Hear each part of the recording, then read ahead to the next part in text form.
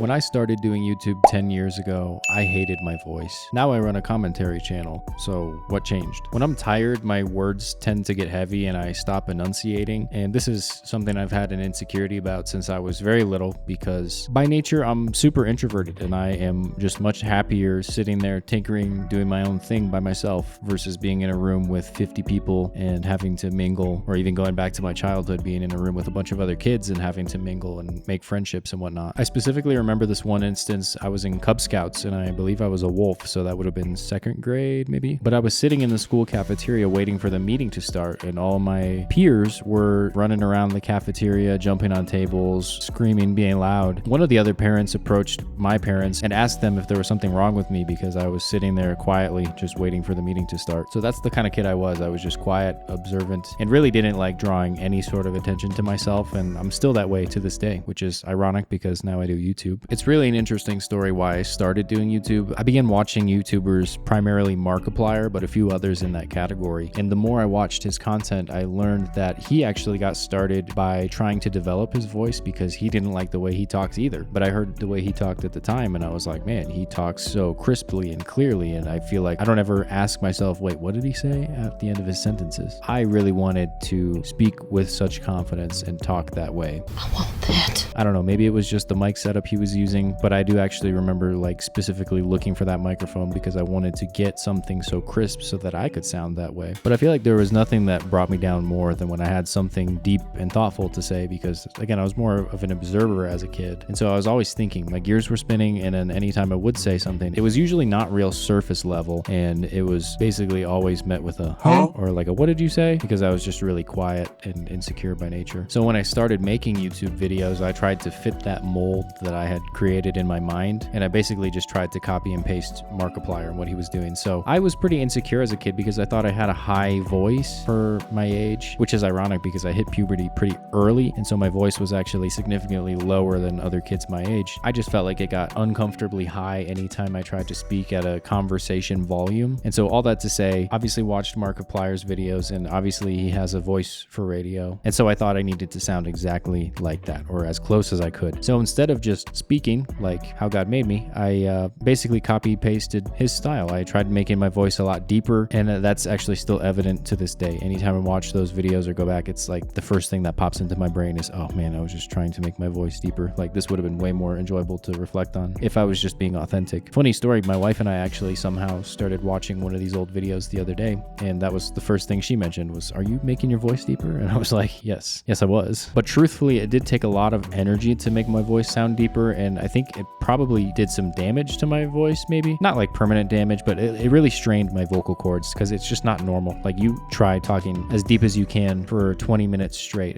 it's not going to be comfortable in the end. I was kind of caught between this rock and a hard place where I wanted my voice to sound deeper, but that was uncomfortable. But then on the other end of the spectrum, if I just talked normally, I thought it was too high for what I was going for, and that also felt uncomfortable. So I was trying to navigate somewhere in the middle there, and it still just sounded super inauthentic and weird. And this actually bled out into my personal life outside of doing YouTube, and I remember when my family began to notice it because I think my mom had asked me, are you making your voice deeper? And I was like, what? No. I 100% was, and the cat was out of the bag at that point. I was pretty embarrassed, to say the least. But eventually I swung in the opposite direction as a YouTuber, which also bled over into my personal life and how I spoke conversationally. So on YouTube, I began associating the success of my videos not with how clearly or thought out I was speaking, but how loud I was. So in my brain, louder equaled better for whatever reason. So I just sent it. I leaned into my natural pitch, but almost took it a step further. Like I was trying to make my voice higher, and that was like doing the opposite effect. Also, probably wasn't great for my vocal cords because I was just yelling all the time, like this obnoxious person. Imagine turning on a video and it's like some high school kid just yelling at you from the start. Hi, everybody, welcome to the video. And for like 20 minutes, you know? I have a hard time watching my old videos because they just felt obnoxious and a bit much. Like, dude, I was just playing Subnautica. It's not that deep. Actually, it is.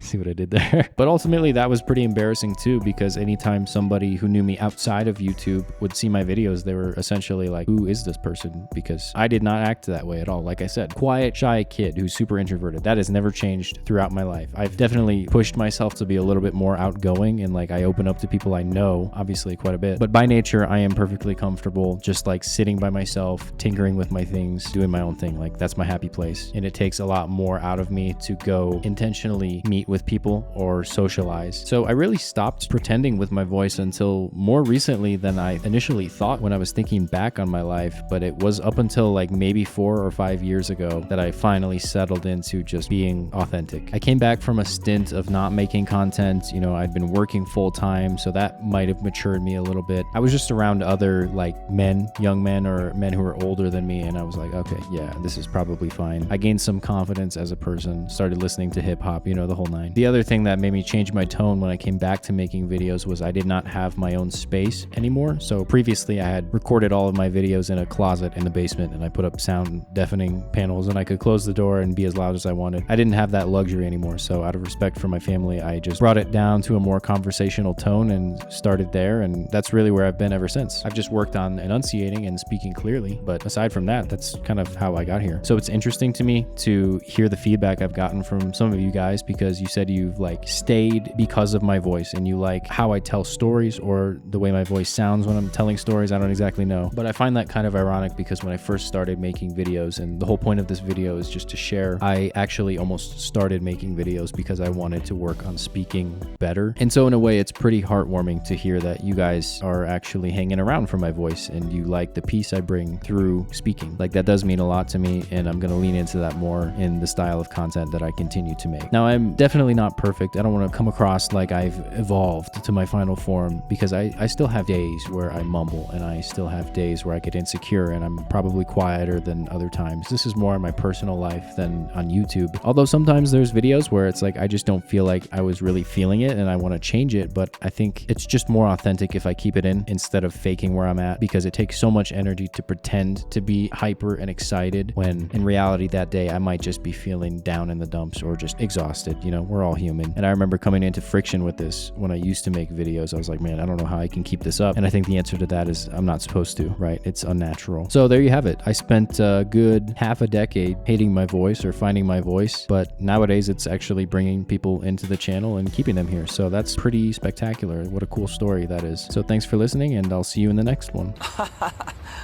What a story, Mark.